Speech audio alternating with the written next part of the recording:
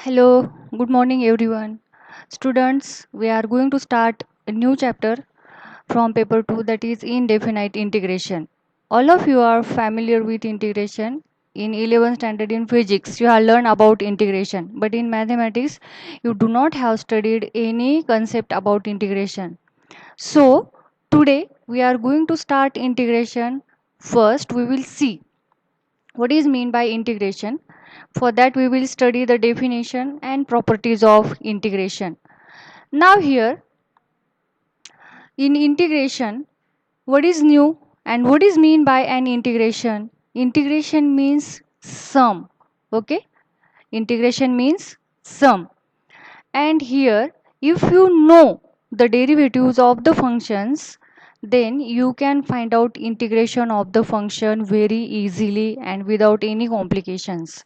So it is better to know or to have a knowledge of derivatives. If your knowledge of derivatives and concept of derivatives is clear, okay, and better, then you will easily understand the concept of integration, because integration is the exactly opposite process of derivative. So it is good that you should prepare derivatives first, and I know that you have done it very well. Now, after definition and properties of integration, we will see the different and various methods of finding the integral of the function. Which methods are there? There are only three methods, and the first method is that substitution method, then by parts method, and then by partial fraction method. So we will study these methods one by one, which are also very easy to understand. Okay, but to find out the integrals of the functions, we know derivatives as well as the formulas. Which formulas? Just like the factorization formulae, defactorization formulae, that is you have learned these formulas in 11th standard in the chapter compound angle formulas, okay, and the allied angle formulas. If you know these formulas, then it will be very helpful to solve the numerical problems in integration. Okay, so if you know this, then well and good, and if you do not know or if you have forgotten all these things, then take 11th book and see all these formulas, collect them and write on a page of your mathematics book and prepare them very well. Then integration becomes very easy to study and to learn. Now see, first what is mean by definition of integration? It is very easy. Now see, to define integral of the function f, okay, it should be a continuous function, isn't it? It should be a continuous function of x. If the function is continuous, then it is not defined at a point. It is defined on an interval. Remember that derivative of the function is defined at a point, and to define integral, function should be a continuous function and it is defined on an interval. It is not given there, but I am telling you here. Now, then there exists a function g of x such that g dash means derivative of g of x with respect to x is equal to f x.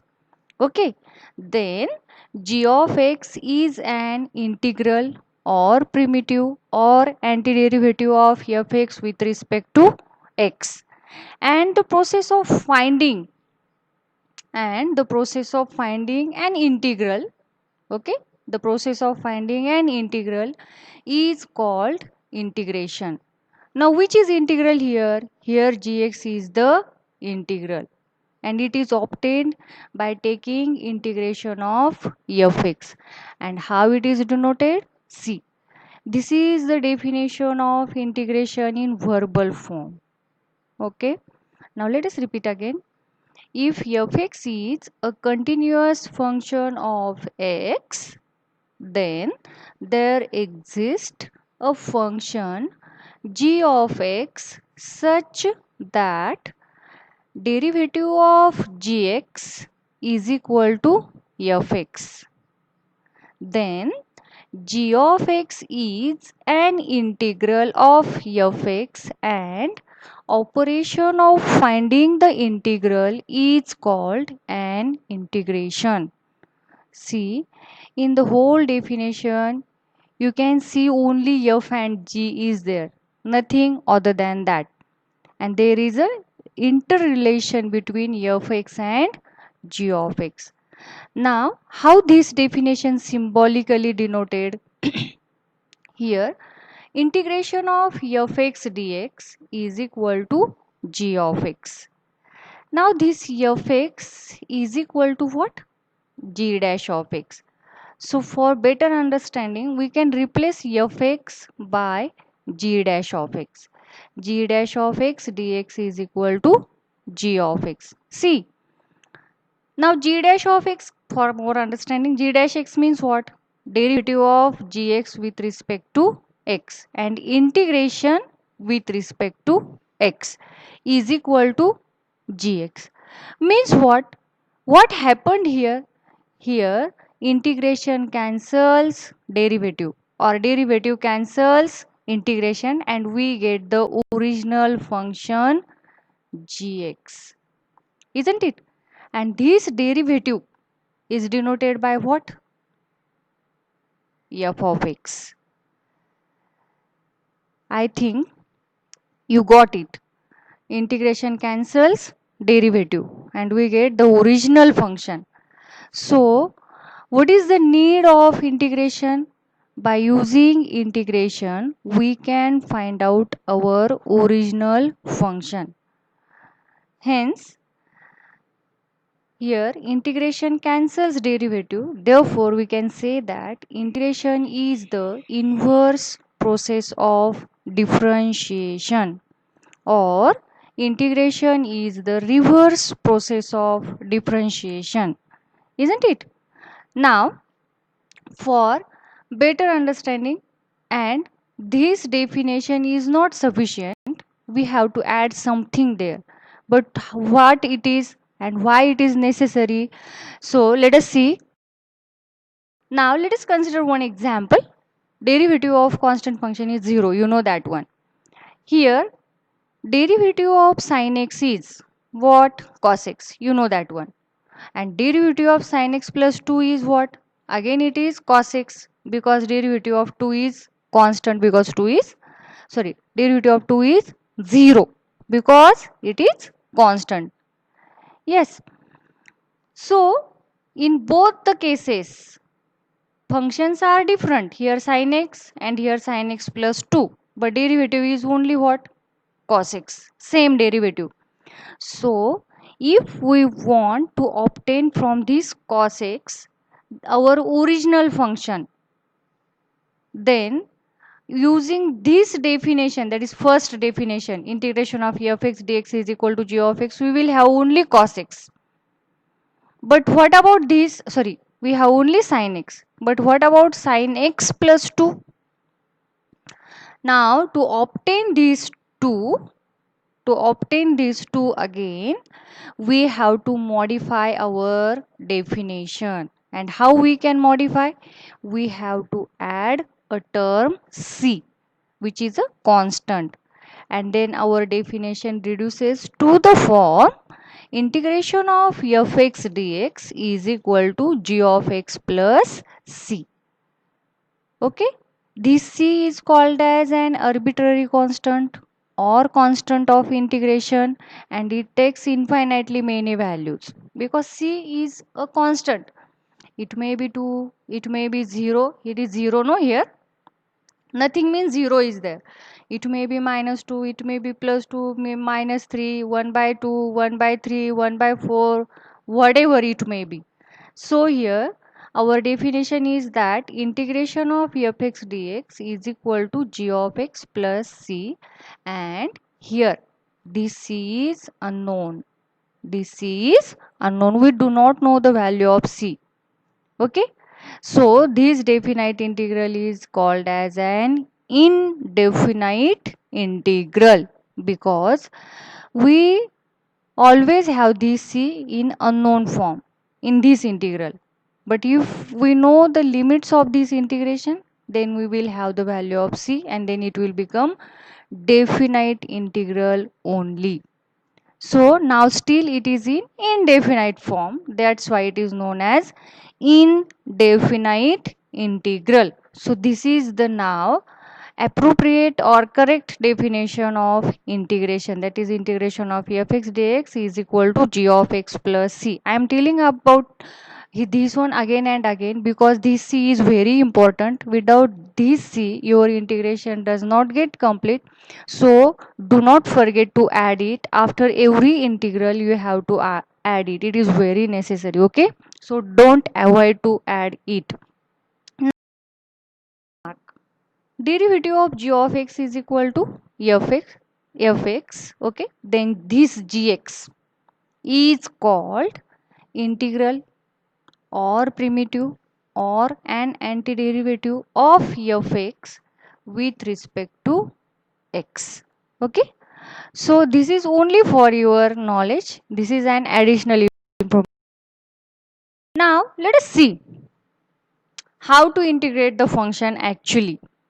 In derivatives, you have learned that you can find out derivative of any function, that is given function, by using first principle of derivative, isn't it?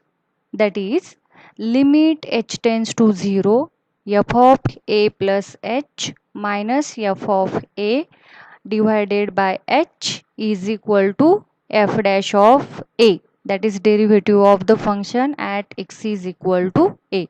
This is known as first principle of derivative, and by using this one you can find out derivative of the given function. But in integration there is not such a formula exist for finding the integral of the given function.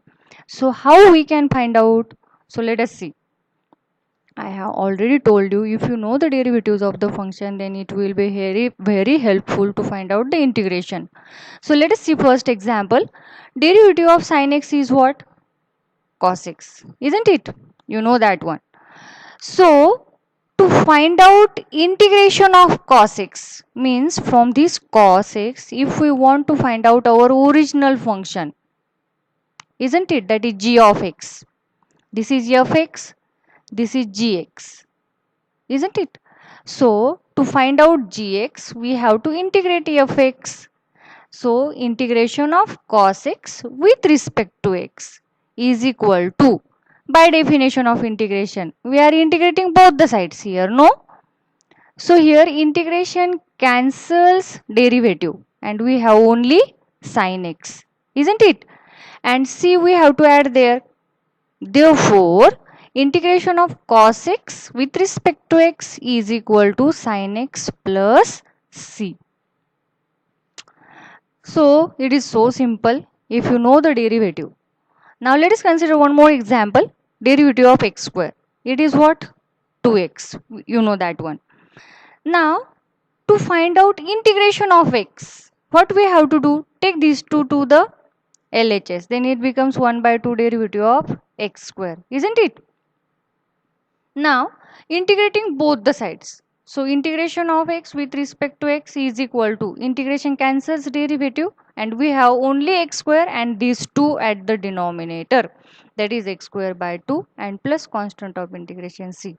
So, what can you see there? Integration of x dx is equal to x square by 2 plus c. Power of x get increased by 1 and it becomes divisor. How this happened? Let us see before. Here, consider the third example, which expresses one standard formula also. Here, derivative of x raised to n plus 1 is equal to n plus 1. Power get decreased by 1, x raised to n. This is the constant term, shift to the LHS. Why? We want to find out integration of x raised to n only. So, we want x raised to n to the RHS. That's why we are shifting this term. Now, taking integration of both the sides, integration of x raised to n dx. Here, integration cancels derivative. 1 by n plus 1 is constant. Okay, integral does not affect it.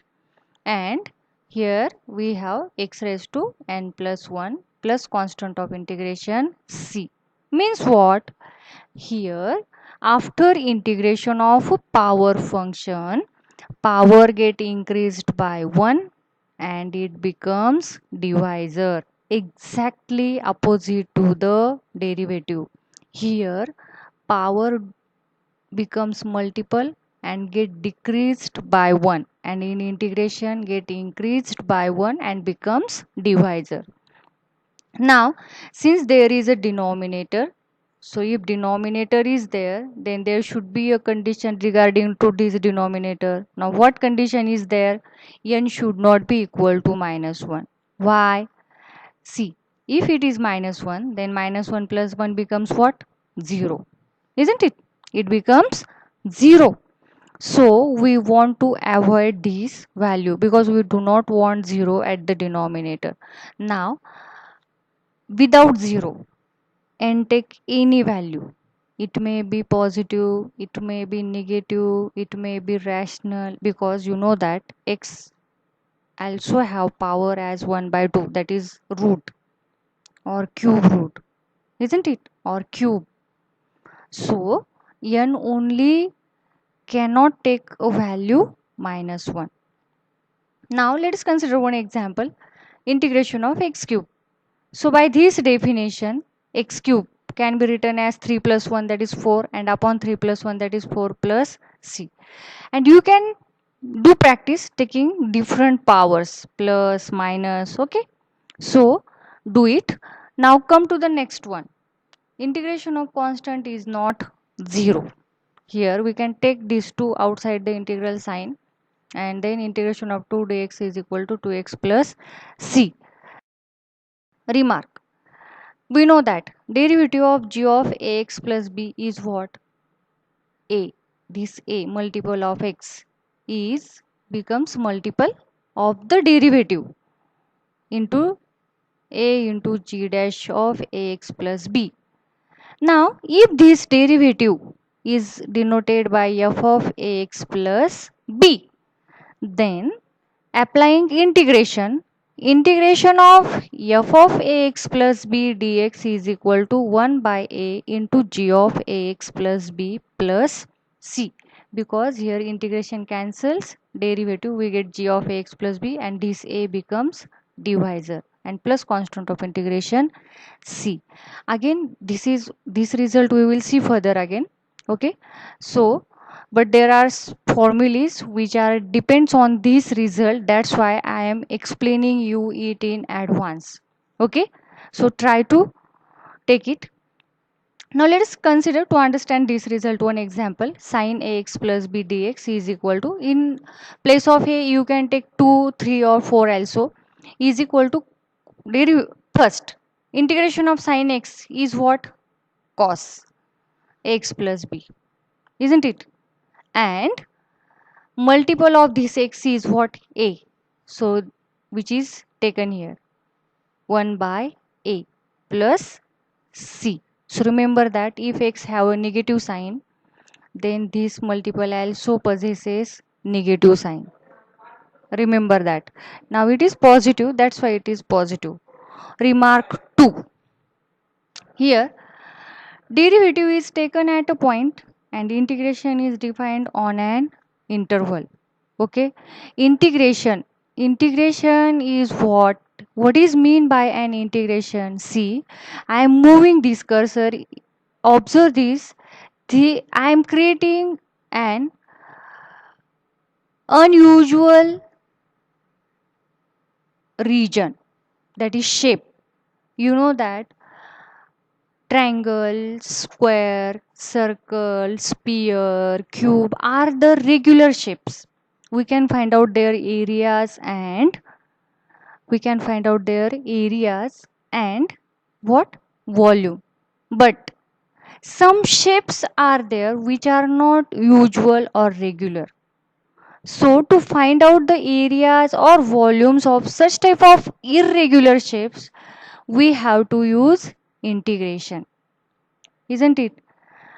And for that purpose we have to define an interval. So integration is defined on an interval.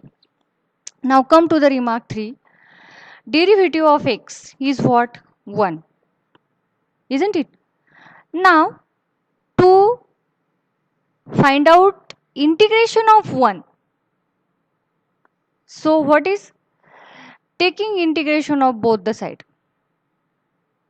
So integration of derivative of x with respect to x here is equal to integration of 1 dx. I keep the sides as it is. Okay, only applied integration here. Only. Isn't it? Here integration cancel derivative, we get only x, and here 1 dx means dx only. Isn't it? Now exchange the sides. Integration of 1 dx is equal to x. That is 1 into dx means dx. So integration of dx is equal to x and plus adding constant of integration c. So what result we obtained here, which is a very standard result, that is integration of dx is equal to x. Integration of dx is equal to x and plus constant of integration c. So remember this very well. Here some results, that is the standard derivatives which you have learned in 11th standard, their integrals are collected or given here. Here integration of a raised to x dx. But what is the derivative of a raised to x? A raised to x has derivative a raised to x by log a. Now this log a is adjusted here and it becomes what then? Derivative of a raised to x by log a is equal to a raised to x. A should be greater than 0, isn't it? Why this is so? Because negative of log and log of negative and 0 is not defined. And why we make the change in this way? For this purpose, that is we want to find out integration of a raised to x. So integration of a raised to x dx is equal to this one, a raised to x by log a plus c. Now this, if this x is in this form, then we get p raised to ax plus b by log p into this multiple c. I have explained you it already. 1 by a plus c where p is greater than 0. Similarly, derivative of e raised to x is e raised to x. Therefore, integration of e raised to x is also e raised to x plus c. And if x is replaced by this one, 1 by a plus c. Now, derivative of sin x is cos x. Therefore, integration of cos x is sin x plus c. Okay? And this is also defined for this one also, this form also. Now, derivative of cos x is minus sin x. That's why integration of sin x is minus cos x. Remember that. It is exactly opposite to the derivative.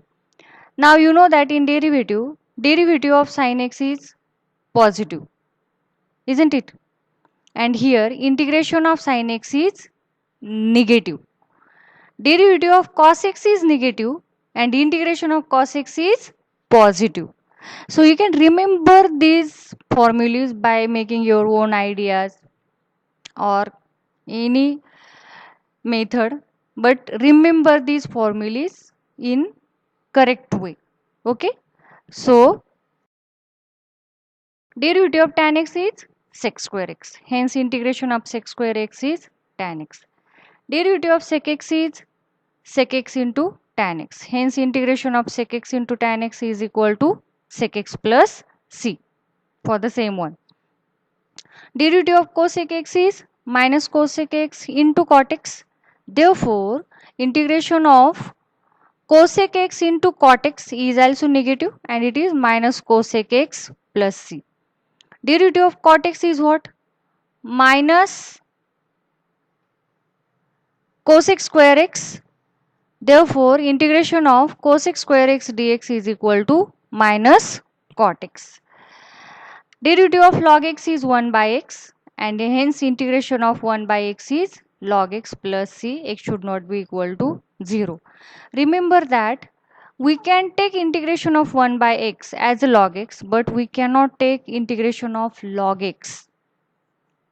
We cannot, because there is no function which has derivative log x. Therefore, we cannot take integration of log x, and you can see here integrals are defined of those functions whose derivatives we know or exist, isn't it? So remember this one. Let us see, to find out the integrals of the functions, we know the integrals of the functions as well as we know the algebra of integrable functions, isn't it? Algebra means addition, subtraction and multiplication. Here we are going to study about addition and subtraction first. Now, if f and g are real valued integrable functions of x, then integration of fx plus gx dx is equal to integration of fx plus integration of gx, that is integration of sum of two functions is equal to sum of the two integrals. That is, we can make them separate and we can take separate integrations if there is addition. So let us see the proof. Here it is given that f(x) and gx are real valued integrable functions of x. Integrable means what? Their integrals are existing. So let us see. Integration of fx dx is equal to capital Fx plus c1, and integration of g of x dx is equal to capital G of x plus c2. Numberize these equations 1 and 2, because if we numberize it then it will be very helpful to again rearrange the terms, okay, and to understand the proof. So we are numbering these equations. Now differentiate 1 and 2. So if we differentiate, here these integrals get cancels and we have derivative of fx plus c1 is equal to small fx, and integration and derivative of g of x plus c2 is equal to gx. See equation 3 and 4. Now collectively take derivative of these two functions collectively, that is derivative of like u plus v. Therefore derivative of fx plus c1 plus g of x plus c2 with respect to x is equal to, now separate them as like derivative of u plus v is equal to derivative of u plus derivative of v. But this equation means this derivative is what? From 3 small fx, and this derivative from 4 small gx. Now by definition of integration, taking integration of both the sides, these both the sides.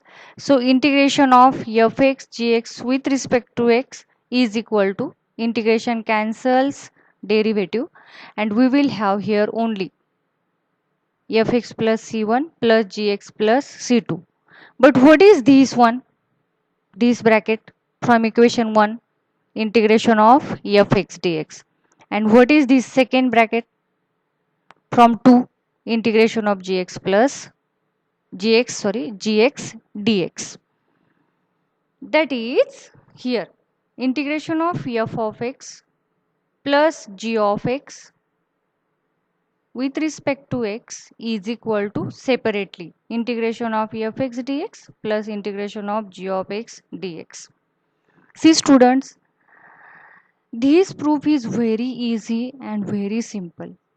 Only the terms are shifted to the right side and to the left side, and only we are using one time derivative. From that above result we can integration. Have the second result rather than this that one. Is, if so if you see these very carefully, calmly x, and quietly, then you will easily understand their subtraction.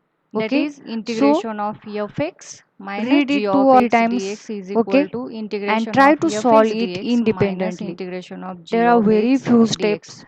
Only you conversions are there from one form to another form. Only change the sign and nothing more than that. Same. So proof. Prepare this one, okay? And if you so get this one, do it and you will enjoy it. I know that. It is too easy. Okay? And if you do it, then the remaining part of the chapter is also becomes very easy to understand. Now let us come to the theorem 3.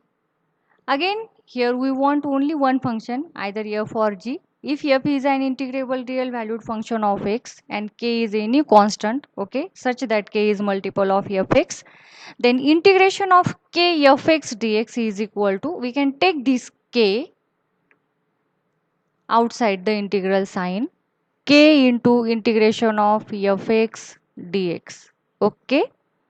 For example, integration of 2 sin x dx is equal to 2.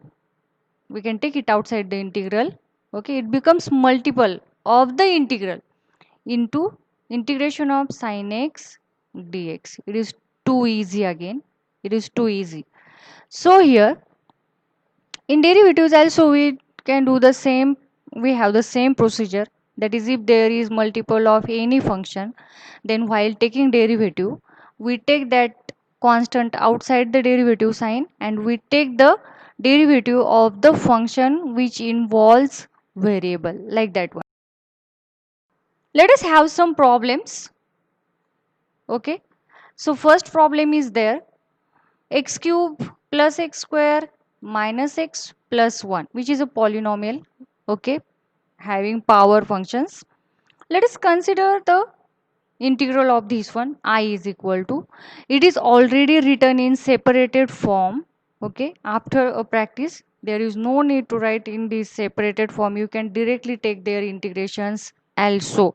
Now since it is a first problem, for better understanding it is separated. Integral of x cube, integration of x square, integration of x, and integration of 1 dx.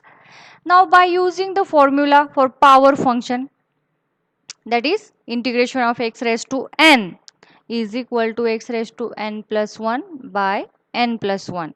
So here n is equal to 3.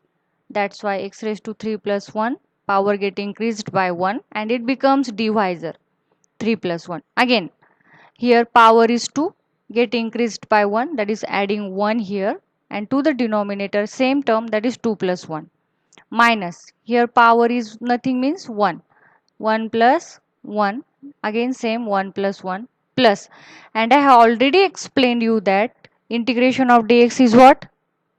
X, and plus after taking all the integrals, then you can add here constant of integration c. Now taking sums, we have x raised to 4 by 4 plus x cube by 3 minus x square by 2 plus x plus c. This is our required integral, required answer. It is too easy. You can take single terms practice. If you do it very clearly, then you can go to the. Now here consider integration of cos square x dx. It is a power function. You can take its derivative directly, but we cannot take its integration directly because first of all, cos square x is not the derivative of any function which are known to us. Okay, which are known to us, which it is not the derivative of any knowing function. That's why there is one reason behind it, and here there is no formula for integrating such type of functions. So how we can take its integration now? So first we reduce it to the integrable form. Okay, don't fear, it is too easy. Okay, you have learned in 11 standard the compound angle formulas, that is for 2 theta, 3 theta. Okay, isn't it? So cos 2 theta. Now cos square x can be written in the form 1 plus cos 2x by 2. Isn't it? That's why I have already told you, you should remember all these formulas. If you do not know, then prepare them, collect them. Okay. Now 2 is constant, taking outside as a 1 by 2. Integration of 1 plus cos 2x. Integration of 1 first by using the above theorem for addition. Integration of 1 with respect to x, that is integration of 1 dx is x. plus integration of cos. Now we can take its integration. It is multiple of x. We have defined a formula for this one already. If you remember that one. If the function of the form f of ax plus b, then it has integration 1 by a g of ax plus b, isn't it? So using that result, cos 2x. First cos has integration sine 2x theta as it is, and this multiple becomes divisor upon 2 plus c. Okay, observe this example carefully. You will get that it is too easy. Okay, now x. Now here it is also in the square form. It is again not a derivative of any function which we know. Okay, so let us see how to integrate it. Now by using fundamental identities, we know that 1 plus tan square theta is equal to sec square theta. So in place of tan square theta, we can obtain in this way sec square x minus 1 by using fundamental identities. Remember that. Now derivative is here. Sec square, it is also in square form, but sec square is a derivative of which function? Tan x. Correct, isn't it? So we can now integrate it. So taking separate terms, separate integrals. So integration of sec square x is equal to tan x, and integration of dx is x, and plus constant of integration c. So get it? Though it is a square, but it is derivative of tan x. Get it? Now, next example by 2. Again, it is in rational form. There is no formula we have learned yet now to solve such type of integrals. So how we can reduce it to integrable form? By using again same, that is compound angle formula is sin 2x is equal to 2 sin x cos x. 1 cos x get cancelled. We have only sin x here. 2 sin x dx. X is not mentioned there. Take in account this one. Sin dx. Sin x dx. Integration of sin x is negative. Remember that. Derivative of sin x is positive. And integration of sin x is negative. That is minus cos x. And plus constant of integration c. Hence finally we have plus minus become minus 2 cos x plus c, which is our required answer. The one more example. Here I is equal to cos x by 1 minus cos x. Now again to reduce it in proper form, we have to rationalize it. How? Multiply by 1 plus cos x upon 1 plus cos x. Collect the numerators and collect the denominators. In denominator we will have, this is in the form a minus b into a plus b. So is equal to a square minus b square. But 1 square is 1. 1 minus cos square x by using fundamental identities sin square x. Isn't it? Now taking separate terms, cos x by sin square x, cos square x by sin square x. Now separate again in this way. Here we have 1 by sin x cosec x, cos x by sin x cot x, and cos square x by sin square x cot square x. This is also derivative of some term, and this is also derivative of some term. Of what? This is the derivative of minus cosec x, and this is the derivative of, sorry, cot square x is not derivative, but cot square x by using fundamental identity 1 plus cot square theta is equal to cosec square theta can be written cosec square x minus 1, and cosec square x is the derivative of cot x. So integration of cosec square x is equal to minus cot x, and integration of 1 dx is x. Finally we have minus cosec x minus cot x minus x plus c. This is the required answer, isn't it? Now 1 minus cos 2x. Here I make these conversions, but you can directly write the result 1 minus cos 2x is equal to 2 sine square x dx. Why we are doing this one? Because we want to remove this root sign here. We want to remove this square root to take integration. And we can remove it only if there is a square inside the square root. So here we have now square. Now these 2 can be taken as root 2 and this sine square x can be written as sine x dx. Now root 2 is constant, taking outside, integration of sine x dx. And what is integration of sine x? Minus cos x, that is plus minus minus root 2 cos x plus c. This is the required answer. Remember, this is an important step, that is 1 minus cos 2x is equal to 2 sine square. Now see one more example. Again this is depends upon the defactorization formula. Sine 5x cos 5x. We need 2 here. We need 2. So for that purpose multiply and divide by 2. And what the formula is used? We know that 2 sine a cos b is equal to sine a plus b plus sine a minus b. Okay. Here a is equal to 5x and b is equal to 7x. So by using this formula, we get sine 5x plus 7x sine 5x minus 7x dx. Okay, these two get absorbed here. Okay, 1 by 2 remains as it is. 5 plus 7, 12, and 5 minus 7 minus 2. First term remains as it is, but we know that sine minus theta is equal to minus sine theta, isn't it? Now these are in simpler form, taking their integrations, okay, separating the terms, and if you do not separate it then still it's okay, but for better understanding we have separated here.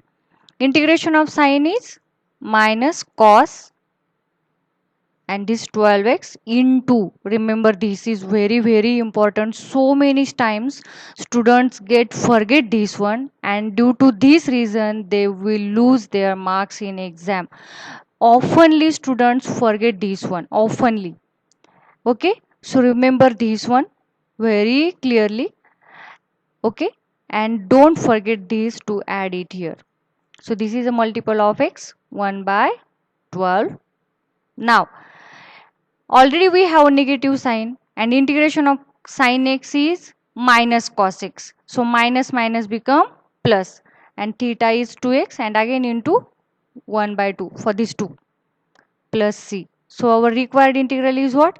Minus 1 by 12 into 1 by 2, 1 by 24 cos 12x, okay, plus 1 by 2 into this 1 by 2, 1 by 4 plus cos 2x plus constant of integration.